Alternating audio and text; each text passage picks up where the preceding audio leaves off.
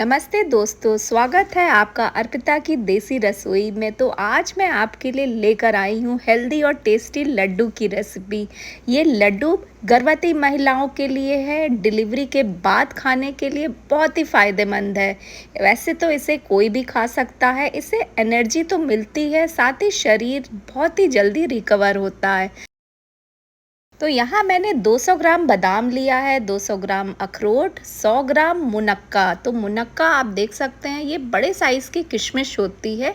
इसका जो बीज है वो आपको निकालना होता है, तभी इसे लड्डू में ऐड करिएगा। तो देख सकते हैं बीज ये है और मैं आपको दिखा दे रही हूँ। और ये है अलसी। अलसी यहाँ मैंने लिया है 1 केजी। तो इस लड्डू में सबसे मेन इंग्रेडिएंट है ये अलसी, बहुत ही ताकतवर होता है ये। और ये है गोंद। तो गोंद मैंने यहाँ 100 ग्राम लिया है। तो अब हमें क्या करना है, कढ़ाई चढ़ा के सबसे पहले हम बादाम को डाल देंगे कढ़ाई में। इसे ड्राई रोस्ट करेंगे धीमी आंच पे। ध्यान दीजिएगा, तेज़ आंच होने से बादाम जल सकते हैं, तो लड्डू अच्छे नहीं बनेंगे। तो इस चीज़ का ध्यान रखिएगा। धीमी आंच पे बहुत ज़्यादा नहीं आपको भूनना है, हल्का भूनना। और अब अखरोट को भी वैसे ही भून लेंगे जैसे बादाम हमने भूना था, बहुत ज़्यादा नहीं भूनना है। तो देख सकते हैं यहाँ मैंने धीमी आंच पे अखरोट को भी भून लिया है। बहुत ज़्यादा अखरोट भूनने पर कड़वे भी होते हैं। अब इसके बाद हम यहाँ अलसी को भून लेंगे। इसे भी धीमी आंच पे आपको भून लेना है और ये स्टेप सबसे ज़्यादा ज़रूरी है। अलसी अगर आप अच्छे से नहीं भूनेंगे तो पचाने में थोड़ा उससे दिक्कत आएगी आपको लड्डू में।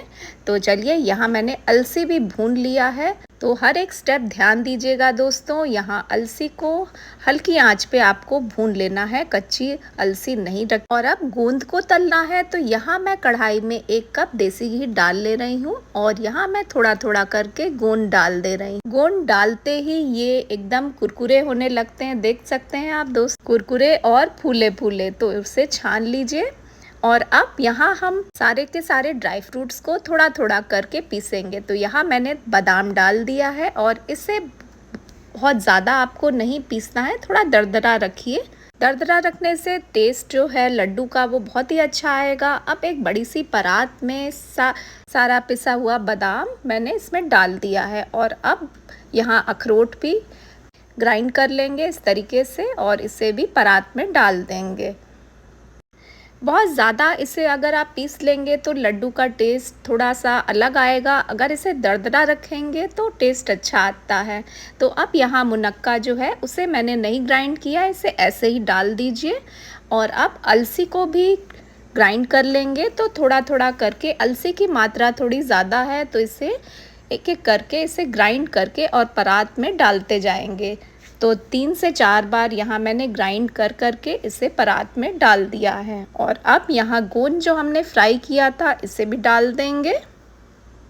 गोंद डालने के बाद यहाँ और भी ताकत वाली चीज़ें पड़ेंगी जिससे लड्डू और भी ज़्यादा अच्छा दिखेगा और टेस्टी लगेगा। तो यहाँ मैंने लिया है सौंफ का पाउडर। तो सौंफ को हल्का मैंने दरदरा पीस लिया था। तो आधा कप यहाँ सौंफ का पाउडर डाल लीजिए। और यहाँ आप देख सकते हैं सौंठ है। सौंठ बहुत ही ज़्यादा ज़रूरी है लड्डू के लिए, इसे इंग्लिश में हम ड्राई जिंजर भी कहते हैं। तो सौंठ डालने के बाद यहाँ अब पिसी हुई चीनी डाल लीजिए। तो पिसी हुई चीनी यहाँ मैं डाल रही हूँ कम से कम आधा केजी।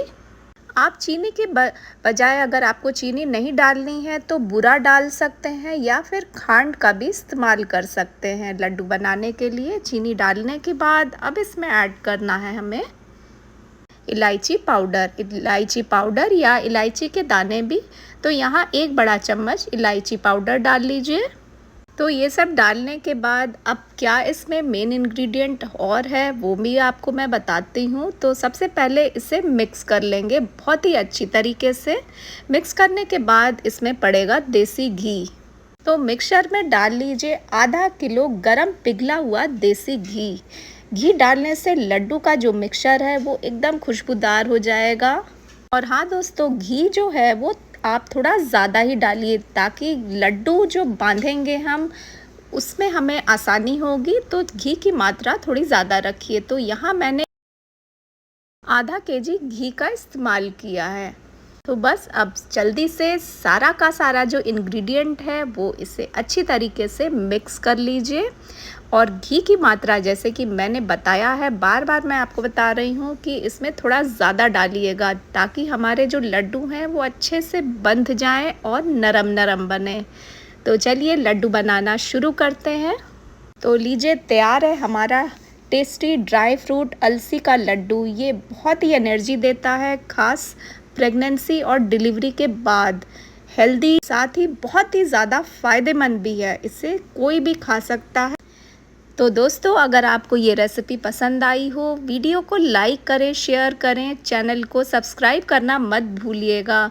देखते रहिएगा अर्पिता की देसी रसोई।